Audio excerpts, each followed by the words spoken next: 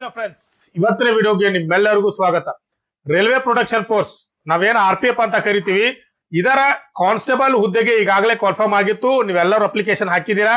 ಇನ್ನು next month ಅಲ್ಲಿ ಇದರ ಎಕ್ಸಾಮ್ ಡೇಟ್ ಸಹ ಅನೌನ್ಸ್ ಆಗಿದೆ. ಅಂದ್ರೆ ಮುಂದಿನ ಏನು ಮಾರ್ಚ್ ಇದೆಯಲ್ಲ, ಮಾರ್ಚ್ 2ನೇ ತಾರೀಕಿಂದ ಹಿಡ್ಕೊಂಡು 20 ತಾರೀಕರವರೆಗೆ ಎಕ್ಸಾಮ್ ಅನೌನ್ಸ್ ಆಗಿದಾವೆ. ನೀವೆಲ್ಲರೂ ಈ ಒಂದು ಏನಂತಂದ್ರೆ ನೋಟಿಫಿಕೇಶನ್ ಅನ್ನ ನೋಡಿರ್ಬೋದು. ಇದರಲ್ಲಿ ಕ್ಲೀನ್ ಆಗಿ ಕೊಡ್ತಾರೆ.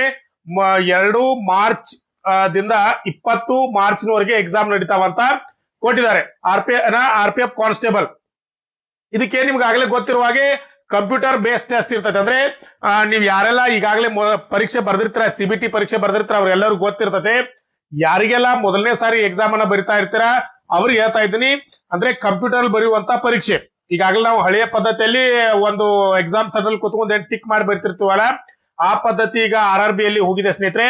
ಈಗ ಏನಿದ್ರು CBT ಅಂದ್ರೆ ಕಂಪ್ಯೂಟರ್ ಅಲ್ಲೇ ಒಂದು ಮಾನಿಟರ್ ಅಲ್ಲಿ ನೀವು ಏನಂದ್ರೆ ನೀವು ಟಿಕ್ ಮಾಡೋದ್ರ ಮೂಲಕ ಆನ್ಸರ್ ಅನ್ನ ಕೊಡ್ಬೇಕಾಗ್ತದೆ.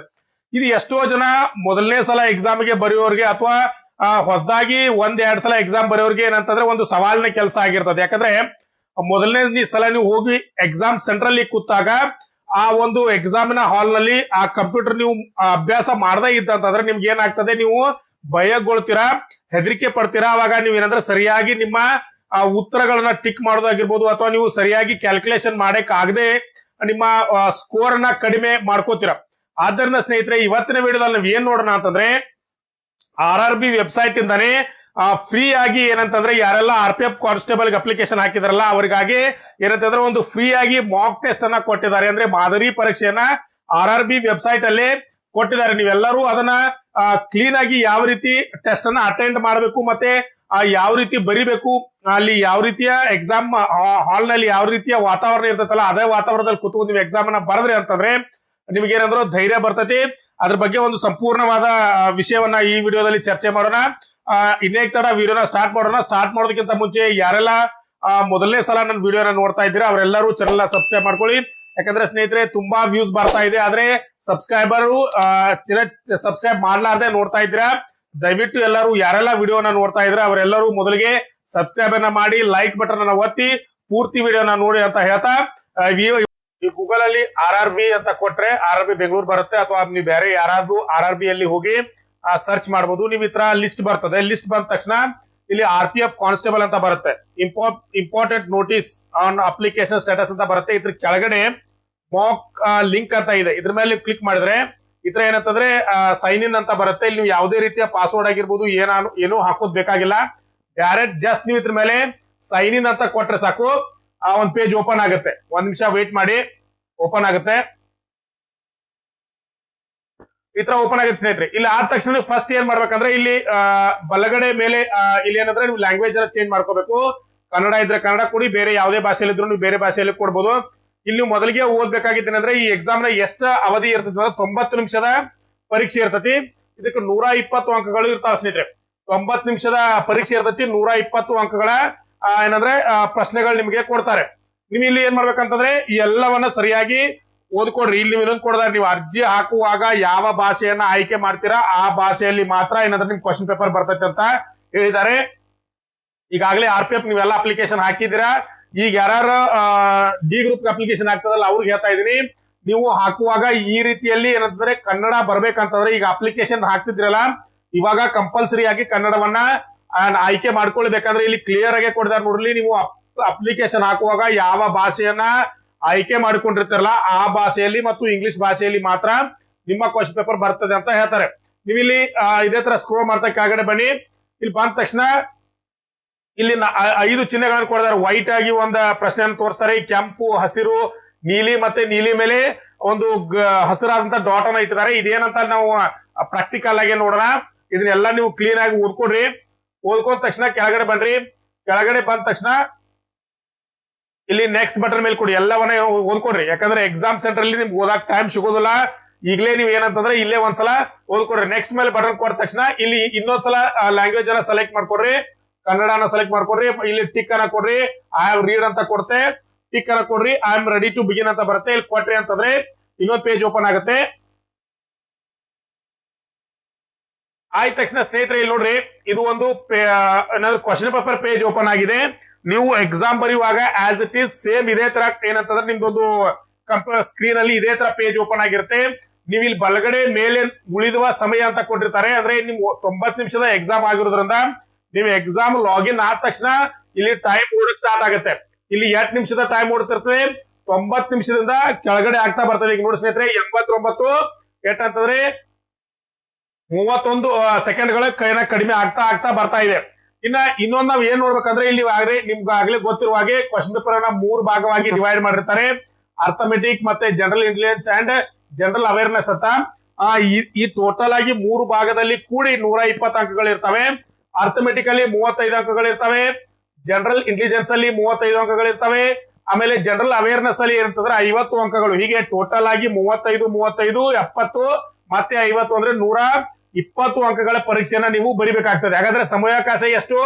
ಕೇವಲ 90 ನಿಮಿಷದ ಸಮಯಾವಕಾಶ ನಿಮ್ ಮುಂದೆ ಇರ್ತದೆ ಸ್ನೇಹಿತರೆ. ಇನ್ನ ಎಕ್ಸಾಮ್ ಅನ್ನ ಯಾವ ರೀತಿ ಬರಬೇಕು, ನಾ ಯಾವುದೇ ರೀತಿಯ ಕ್ವಶನ್ ಅನ್ನ ಅನಲೈಸ್ ಮಾಡ್ಲಿಕ್ಕೆ ಹೋಗುದಿಲ್ಲ. ಇವತ್ತಿನ ವಿಡಿಯೋದಲ್ಲಿ ಏನ್ ನೋಡಿದ್ರೆ ಜಸ್ಟ್ ನೀವು ಎಕ್ಸಾಮ್ ಅನ್ನ ಯಾವ ರೀತಿ ಅಟೆಂಡ್ ಮಾಡಬೇಕು ಮತ್ತೆ ಯಾವ ರೀತಿ ಟಿಕ್ ಮಾಡ್ತಾ, ಯಾಕಂದ್ರೆ ಟಿಕ್ ಮಾಡೋದ್ರಲ್ಲಿ 4 ವಿಧಗಳಿದಾವೆ ನೋಡಿ. ಹಸಿರು ಕೊಟ್ಟಿದ್ದಾರೆ, ಕೆಂಪು ಕೊಟ್ಟಿದ್ದಾರೆ, ನೀಲಿ ಅಷ್ಟೇ ಕೊಟ್ಟಿದ್ದಾರೆ. ನೀಲಿ ಮೇಲೆ ಹಸಿರಾದ ಟಿಕ್ ಮಾರ್ಕ್ ಅನ್ನ ಕೊಟ್ಟಿದ್ದಾರೆ. ಇದನ್ನ ನೀವು ಸರಿಯಾಗಿ ಅರ್ಥ ಮಾಡ್ಕೊಳ್ಳಿ ಅಂತಂದ್ರೆ ಎಕ್ಸಾಮ್ ದಲ್ಲಿ ನೀವು ಉತ್ತರ ಮಾಡ್ಲಿಕ್ಕೆ ಸರಿಯಾಗಿ ಗೊತ್ತಾಗುದಿಲ್ಲ. ಯಾಕಂದ್ರೆ ನೀವು ಈ 4 ಬಣ್ಣಗಳ ಅರ್ಥವನ್ನ ತಿಳ್ಕೊಂಡ್ರೆ ಮಾತ್ರ ಪರೀಕ್ಷೆಯಲ್ಲಿ ಸರಿಯಾದ ರೀತಿಯಲ್ಲಿ ಟಿಕ್ ಮಾಡಿ ಸಬ್ಮಿಟ್ ಮಾಡಿಕ್ಕೆ ಸಾಧ್ಯ ಆಗ್ತದೆ ಸ್ನೇಹಿತರೆ. ಈಗ ನೀವು ನೋಡ್ಕೊಂಡ್ರಿ ಎಕ್ಸಾಮ್ ಅನ್ನ 3 ಭಾಗವಾಗಿ ಡಿವೈಡ್ ಮಾಡಿರ್ತಾರೆ. 35 ಮತ್ತು 50 ಅಂತಾರೆ. ಟೋಟಲ್ ಆಗಿ 120 ಅಂಕಗಳನ್ನ ಕೊಟ್ಟಿರ್ತಾರೆ. 90 ನಿಮಿಷದ ಪರೀಕ್ಷೆ ಇರ್ತದೆ. ನೀವು ಇಲ್ಲಿ ನಿಮಗೆ ಮೊದಲೇ ನೀವು ಆದ ತಕ್ಷಣ ನಿಮ್ಗೆ ಯಾವ್ದು ಬೇಕಾದ್ರೆ ಸೆಲೆಕ್ಟ್ ಮಾಡ್ಕೊಡ್ರಿ. ನೀವು ಅರ್ಥಮೆಟಿಕಲ್ ಚಲೋ ಇದ್ರೆ ಅರ್ಥಮೆಟಿಕಲ್ಲಿ ಆನ್ಸರ್ ಮಾಡ್ತಾ ಹೋಗಿ. ಜನರಲ್ ಇಂಟೆಲಿಜೆನ್ಸ್ ಅಲ್ಲಿ ಇದ್ರೆ ಜನರಲ್ ಇಂಟೆಲಿಜೆನ್ಸ್ ಅಲ್ಲಿ ಚೆಕ್ ಮಾಡ್ತಾ ಹೋಗಿ. ಅವೇರ್ನೆಸ್ ಅಲ್ಲಿ ಇತ್ತಂದ್ರೆ ಜನರಲ್ ಅವೇರ್ನೆಸ್ ಅಲ್ಲಿ ನೋಡ್ತಾ ಹೋಗಿ. ನನ್ನ ಸಜೆಷನ್ ಏನಂತಂದ್ರೆ ಮೊದಲಿಂದ ನೀವ್ ಏನ್ ಮಾಡ್ರಂತಂದ್ರೆ 1ನೇ ರೌಂಡ್ ಜಸ್ಟ್ ಒಂಥರ ನೋಡ್ತಾ ಹೋಗಿ ಅಂದ್ರೆ ಯಾವ ತರ ನೀವು 1ನೇ ಕ್ವಶನ್ ನೋಡಿದ್ರಪ್ಪ, ಓಪನ್ ಮಾಡಿದ ತಕ್ಷಣ 1ನೇ ಪ್ರಶ್ನೆನ ಓದ್ತೀರಾ. ಭೂಮಿಯ ಅತ್ಯಂತ ಸಂಕೀರ್ಣ ಪ್ರಕ್ರಿಯೆಗಳನ್ನ ಗಮನಿಸಲು ಮತ್ತು ಅವುಗಳನ್ನು ಅಳೆಯಲು ನಿಸಾರ್ ಉಪಗ್ರಹವನ್ನು ವಿನ್ಯಾಸಗೊಳಿಸಲಾಗಿದೆ. ಇದು ಅಂದ್ರೆ ಇದೇನಂತ ಕೇಳ್ತಾರೆ. ಈ ಪ್ರಶ್ನೆಯನ್ನ ನಾವು ನೋಡ್ವಿ, ನಮಗೆ ಇದಕ್ಕೆ ಸರಿಯಾಗಿ ಉತ್ತರ ಗೊತ್ತಿದೆ, 100% ನಮ್ಗೆ ಉತ್ತರ ಗೊತ್ತಿದೆ ಅಂದ್ರೆ ನೀವು ಇಲ್ಲಿ ಏನ್ ಮಾಡ್ಬೇಕು, ಟಿಕ್ ಮಾಡ್ಬೇಕು. ಟಿಕ್ ಮಾಡಿದ ತಕ್ಷಣ ಇಲ್ಲಿ ಕೆಳಗಡೆ ಸೇವ್ ಅಂಡ್ ನೆಕ್ಸ್ಟ್ ಇದೆಯಲ್ಲ, ಇದ್ರ ಮೇಲೆ ಕ್ಲಿಕ್ ಮಾಡಿದ್ರೆ ಇಲ್ಲಿ ಏನಾಗೈತೆ ಹಸಿರು ಬರ್ತದೆ. ಹಸಿರು ಬಂತಂತಂದ್ರೆ ಈ ಉತ್ತರ ಸೇವ್ ಆಯ್ತಾ ಅಂತ ಅರ್ಥ. ಇದನ್ನ ನೀವು ಹೊಳ್ ನೋಡುವ ಅವಶ್ಯಕತೆ ಇಲ್ಲ. ಇದನ್ನು ಸೇವ್ ಆಯ್ತು, ನಿಮ್ಗೆ ಉತ್ತರ 100% ಗೊತ್ತಿದೆ. ನೀವು ಮುಂದಿನ ಪ್ರಶ್ನೆ ಹೋಗ್ಬೇಕು. ಮುಂದಿನ ಪ್ರಶ್ನೆ ಹೋದ ತಕ್ಷಣ ರೆಡ್ ಅಲ್ಲಿ ಬರ್ತದೆ. ಆ ರೆಡ್ ಅಲ್ಲಿ ನೀವು ಓದ್ಬೋದು ವಿಶ್ವ ಭೂಮಿ ತಾಯಿಯ ದಿನವನ್ನ ಯಾವಾಗ ಆಚರಿಸಲಾಗುತ್ತದೆ, ವಿಶ್ವ ಭೂಮಿ ತಾಯಿಯ ದಿನವನ್ನ ಯಾವಾಗ ಆಚರಿಸಲಾಗುತ್ತದೆ ಅಂತ ಕೇಳಿದಾರೆ. ಇದಕ್ಕೆ ನಿಮಗೆ ಸರಿಯಾಗಿ ಉತ್ತರ ಗೊತ್ತಾ? ನೀವು ಒಂದೇನೋ ತಲೆಯಲ್ಲಿ ಇಟ್ಕೋಬಹುದು, ನಾನು ಯಾವಾಗ್ಲೂ ಈ ಪ್ರಶ್ನೆಗೆ ಉತ್ತರ ಕೇಳಿದ್ದೆ ಆದ್ರೆ ಈಗ ನಂಗೆ ಸದ್ಯಕ್ಕೆ ನೆನಪು ಬರ್ತಾ ಇಲ್ಲ, ನಾನು ಸ್ವಲ್ಪ ಟೈಮ್ ಉಳಿತಂದ್ರೆ ಇದ್ರ ಹೊಳಿ ಬಂದ್ ನಾನು ವಿಚಾರ ಮಾಡ್ತೀನಿ ಅಂತ. ಹಾಗಾದ್ರೆ ಹಾಗೆ ಬಿಟ್ಟು ಹೋದ್ರೆ ನಿಮ್ಗೆ ಗೊತ್ತಾಗುದಿಲ್ಲ. ನೀವು ಹಾಗೆ ಮುಂದೆ ಹೋದ್ರಿ ಅಂತಂದ್ರೆ ನಿಮ್ಗೆ ಯಾವ ಪ್ರಶ್ನೆಯಲ್ಲಿ ಇದಿದೆ ಅಂತ ಗೊತ್ತಾಗುದಿಲ್ಲ. ಅದಕ್ಕಾಗಿ ಟಿಕ್ ಮಾಡಿ ಹೋಗ್ಬೇಕು, ನೀವು ಮಾರ್ಕ್ ಮಾಡಿ ಹೋಗ್ಬೇಕು. ಇದನ್ನ ಯಾವ ರೀತಿ ಮಾರ್ಕ್ ಮಾಡೋದು, ಇಲ್ಲಿ ಕೆಳಗಡೆ ವಿಮರ್ಶೆಗಾಗಿ ಅಂತ ಇದೆ ನೋಡಿ ಸ್ನೇಹಿತರೆ. ನೀವು ಇಲ್ಲಿ ಯಾವುದೇ ರೀತಿ ಟಿಕ್ ಮಾಡಬಾರ್ದು. ಟಿಕ್ ಮಾಡ್ಲಾರ್ದನೆ ವಿಮರ್ಶೆಗಾಗಿ ಇದೆಯಲ್ಲ, ಈ ವಿಮರ್ಶೆ ಮೇಲೆ ಕ್ಲಿಕ್ ಮಾಡಿದ್ರೆ ಅಂತಂದ್ರೆ ಇಲ್ಲಿ ಬ್ಲೂ ಬಂತು. ಈ ಬ್ಲೂ ಅಂದ್ರೆ ಏನಂತ ನೀವು ಯಾವಾಗಾದ್ರೂ ಪರೀಕ್ಷೆ ಮಧ್ಯದಲ್ಲಿ ಡೈರೆಕ್ಟ್ ಈ ಬ್ಲೂ ಮೇಲೆ ಕ್ಲಿಕ್ ಮಾಡಿದ್ರೆ ಅಂತಂದ್ರೆ ಇದೇ ಬರ್ತದೆ. ನೀವು ಇಲ್ಲಿ ನಿಮ್ಗೆ ಉತ್ತರ ಸರಿಯಾಗಿ ಗೊತ್ತಿತ್ತಂದ್ರೆ ಏನ್ ಮಾಡ್ಬೋದು, ಟಿಕ್ ಮಾಡಿ ಮುಂದ್ಗಡೆ ಹೋಗ್ಬೋದು. ನೀವೀಗ ಟಿಕ್ ಮಾಡಿ ಮುಂದ್ಗಡೆ ಹೋಗಿರ್ತೀರಾ, ನೀವು ಎಕ್ಸಾಮ್ ಯಾವುದೋ ಒಂದು ಹಂತದಲ್ಲಿ ನಿಮಗೆ ನೆನಪು ಬರ್ತದೆ. ಅವಾಗ ಬಂದು ನೀವು ವಿಶ್ವ ಭೂಮಿ ತಾಯಿಯ ದಿನವನ್ನು ಯಾವಾಗ ಆಚರಣೆ ಮಾಡ್ತಾರಂತ ನಿಮಗೆ ಪಾಟ್ನ ಗೊತ್ತಾತಂದ್ರೆ ಏಪ್ರಿಲ್ 22 ಅಂತ ಬರ್ತದೆ ನಿಮ್ ತಲೆಗ. ಅವಾಗ ಏನ್ ಮಾಡ್ತಾರೆ, ಟಿಕ್ ಮಾಡಿ ಸೇವ್ ಅಂಡ್ ನೆಕ್ಸ್ಟ್ ಕೊಡೋದು. ಅವಾಗ ಸೇವ್ ಅಂಡ್ ನೆಕ್ಸ್ಟ್ ಕೊಟ್ಟಂದ್ರೆ ಹಸಿರು ಬಂದ್ಬಿಡ್ತದೆ. ಅಂದ್ರೆ ನೀವು ಟಿಕ್ ಮಾಡಿ ಹೋಗಿದ್ದನ್ನ ಕ್ಯಾನ್ಸಲ್ ಮಾಡಿ ಕರೆಕ್ಟ್ ಆದ ಆನ್ಸರ್ ನ ಕೊಟ್ಟು ಹೋದ್ರಿ ಅಂತ. ಇದನ್ನ ಅರ್ಥ ಮಾಡ್ಕೊಡ್ರಿ. ನೀಲಿ ಬಂತಂದ್ರೆ ನೀವು ಗುರ್ತಿಸಿ ಮುಂದೆ ಹೋಗಿದ್ರಿ ಅಂತ ಅರ್ಥ. ಹಸಿರು ಬಂತಂದ್ರೆ ಸೇವ್, ಹಸಿರ್ನು ಅಲ್ಲಿ ಟಿಕ್ ಮಾಡಿ ಸೇವ್ ಅಂಡ್ ನೆಕ್ಸ್ಟ್ ಕೊಟ್ರಿ ಅಂತಂದ್ರೆ ಏನಂತಂದ್ರೆ ಮುಂದೆ ಸರಿಯಾದ ಉತ್ತರವನ್ನ ಕೊಟ್ಟೆ ಮುಂದೆ ಹೋಗಿದ್ರ ಅಂತ ಅರ್ಥ. ಇನ್ನ ಮುಂದೆ ನೋಡಿ ಸ್ನೇಹಿತರೆ, ಕುಚಿಪುಡಿ ನೃತ್ಯವು ಡ್ಯಾಶ್ ರಾಜ್ಯದಲ್ಲಿ ಜನ್ಮವನ್ನ ತಾಳಿದೆ. ಈ ಪ್ರಶ್ನೆಗೆ ನಮ್ಗೇನಿದೆ ಉತ್ತರ ಒಂದು 70% ಉತ್ತರ ಗೊತ್ತಿದೆ. ಆದ್ರೆ ಇನ್ 25% ತುಂಬಾ ಸಮಸ್ಯೆ ಆಗ್ತಾ ಇದೆ. ನಾವು ತುಂಬಾ ಏನೋ ಗೊತ್ತಿಲ್ಪ, ನಮ್ಗೆ ಎಲ್ಲೋ ಓದಿದ್ದೆ ಸರಿಯಾಗಿ ನೆನಪಿಲ್ಲ, ಒಂದು 50-50 ಇದೆ ಅಂತ ಹೇಳಿ ಏನಾಯ್ತು, ನಾವ್ ವಿಮರ್ಶೆಗಾಗಿ ಗುರ್ತಿಸಿ ಅಂತ ಮುಂದೆ ಹೋಗ್ಬೋದು. ಈ ವಿಮರ್ಶೆಗಾಗಿ ಗುರ್ತಿಸಿ ಮುಂದೆ ಹೋದ್ರೆ ಏನಾಗುತ್ತೆ, ನೀವು ಟಿಕ್ ಒಂದ್ ವೇಳೆ ಇದನ್ನ ಟಿಕ್ ಮಾಡಿ ಹೊಳ್ಳಿ ಬರ್ಲಿಲ್ಲ ಅಂತಂದ್ರೆ ನೀವು ಎಕ್ಸಾಮ್ ಅಷ್ಟೊತ್ತರಲ್ಲೇ ಏನಂತಾರೆ ಎಕ್ಸಾಮ್ ಟೈಮಿಂಗ್ ಮುಗಿತು, ಸಬ್ಮಿಟ್ ಆಯ್ತಂದ್ರೆ ಇದು ಇವ್ಯಾಲ್ಯೂಯೇಷನ್ ಆಗುದಿಲ್ಲ. ನೀವು ಟಿಕ್ ಮಾಡಿ ಹೋಗಿದ್ರು ಇದೇನಾಗುದಿಲ್ಲ, ಪ್ಲಸ್ ಅಂತೂ ಕನ್ಸಿಡರ್ ಆಗುದಿಲ್ಲ, ಮೈನಸ್ ಅಂತೂ ಕನ್ಸಿಡರ್ ಆಗುದಿಲ್ಲ. ಅಂದ್ರೆ ನೀವು ಉತ್ತರ ಕೊಟ್ಟಂಗ ಅಲ್ಲ ಇದು. ಇದು ಜಸ್ಟ್ ನೀವ್ ಏನ್ ಮಾಡಿದ್ರೆ ಟಿಕ್ ಮಾಡಿ ಹೋಗಿದ್ದೀರಾ ಅಷ್ಟೇ. ನೀವು ಒಂದ್ ವೇಳೆ ಇವ್ಯಾಲ್ಯೂಯೇಷನ್ ಗೆ ಸಬ್ಮಿಟ್ ಮಾಡಿದಾಗ ಇದು ನೀವು ಈ ತರ ಬ್ಲೂ ಅಲ್ಲಿ ಟಿಕ್ ಮಾಡಿ ಹೋಗಿದ್ರಿ ಅಂತಂದ್ರೆ ಇದು ಲೆಕ್ಕಕ್ಕೆ ಬರೋದಿಲ್ಲ.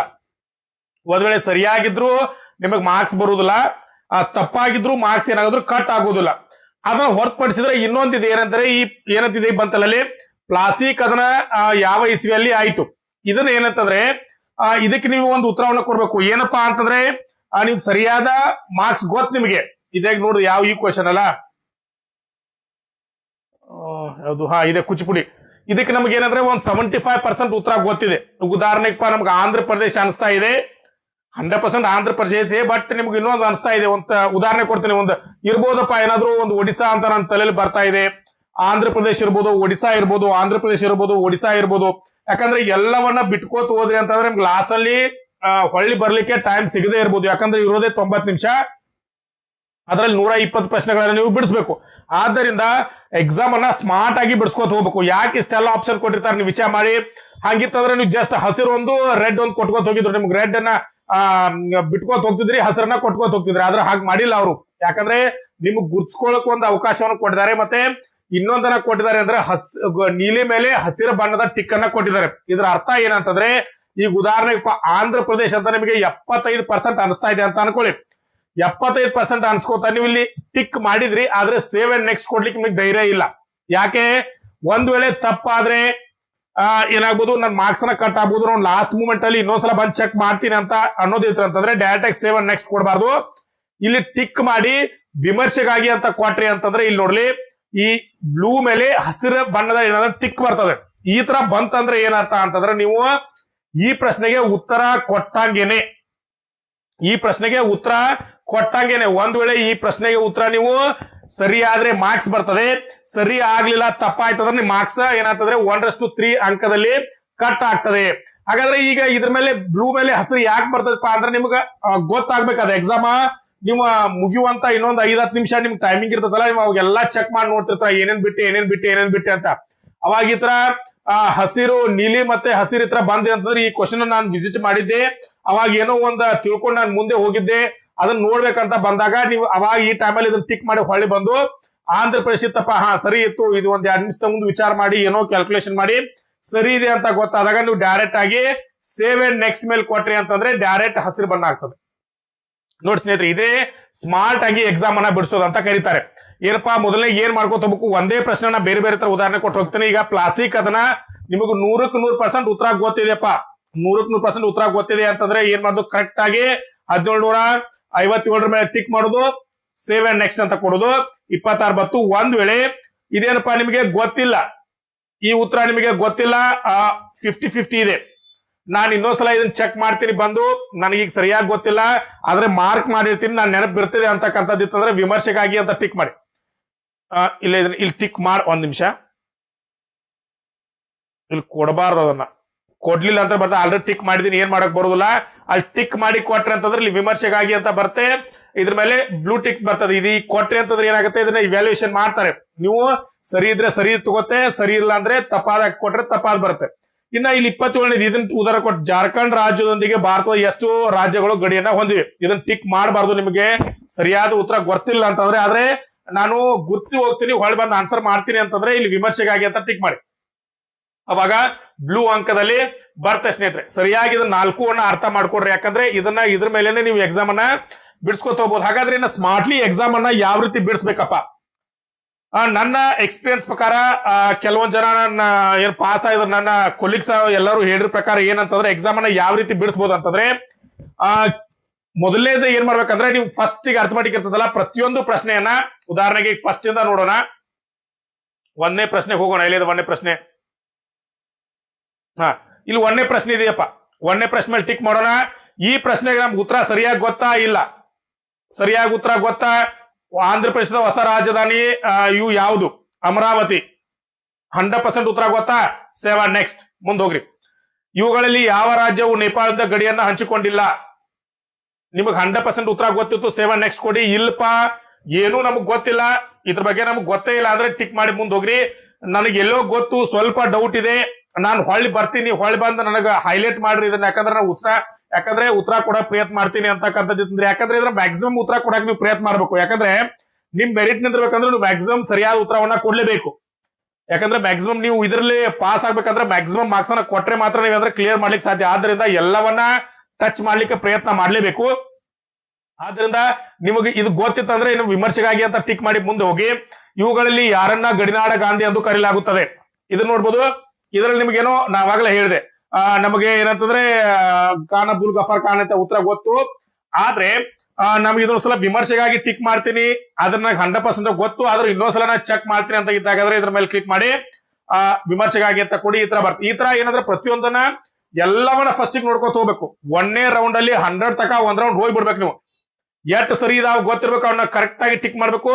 ಯಾವ ಗೊತ್ತಿಲ್ಲ ಅವನ್ನ ರೆಡ್ ಅಲ್ಲಿ ಬಿಟ್ಟು ಮುಂದೆ ಹೋಗ್ಬೇಕು. ಸ್ವಲ್ಪ ಸಂಶಯ ಇತ್ತು ಅಂತಂದ್ರೆ ಅದನ್ನ ಬ್ಲೂ ಅಲ್ಲಿ ಇರ್ಬೇಕು. ಒಂದು 80% ನಿಮ್ಗೆ ಡೌಟ್ ಇತ್ತು ಅಂತಂದ್ರೆ ಇದನ್ನೇನ್ ಮಾಡ್ಬೇಕಂದ್ರೆ ಬ್ಲೂ ಅಂಡ್ ಗ್ರೀನ್ ಅಲ್ಲಿ ಕೊಡ್ತಾ ಹೋಗ್ಬೇಕು. ಈ ತರ ಮಾಡೋದ್ರಿಂದ ಏನಾಗುತ್ತೆ ಅಂದ್ರೆ ಸಮಯವನ್ನ ಉಳಿಸಂಗ ಆಗುತ್ತೆ ನಿಮಗೆ. ಲಾಸ್ಟ್ ಅಲ್ಲಿ ನಿಮಗೆ ಈ ತರ ಬರೀ ನೀವು ಅವಾಗ ಏನ್ ಮಾಡ್ಬೇಕಂದ್ರೆ ಬ್ಲೂ ಮತ್ತೆ ಏನು ಬ್ಲೂ ಡಾಟ್ ಇದೆಯಲ್ಲ ಇವುಗಳಿಗೆ ಅಷ್ಟೇ ಒಂದು ಸಪರೇಟ್ ಆದ ಒಂದು 10-15 ನಿಮಿಷ ಟೈಮ್ ಕೊಟ್ರಿ ಅಂತಂದ್ರೆ ನೀವಿಲ್ಲಿ ಒಂದು 15-20 ಮಾರ್ಕ್ಸ್ ಅನ್ನ ಜಾಸ್ತಿಯನ್ನ ತೆಗೆದುಕೊಳ್ಳುವಂತ ಅವಕಾಶ ಇರ್ತೈತಿ. ಯಾಕಪ್ಪ ಈಗ ಹೊಳ್ಳಿ ಬಿಟ್ಟು ಹೋಗಿದ್ನಿ ಅದನ್ನ ಬಿಟ್ಟು ಹೋದಾಗ ಇಲ್ಲಿ ಬಂತಪ್ಪ, ಇವಾಗ ಈ ಉತ್ತರ ಗೊತ್ತಾಯ್ತು, ಪಾಟ್ನ ಟಿಕ್ ಮಾಡಿದೆ. ಇನ್ನು ಇದ್ರಲ್ಲಿ ಟಿಕ್ ಮಾಡಿ ಹೋಗಿದ್ರಿ, ಇದ್ರಲ್ಲಿ ನಿಮ್ಗೆ ಪಾಟ್ನ ಗೊತ್ತಾಯ್ತು, ಟಿಕ್ ಮಾಡಿದೆ.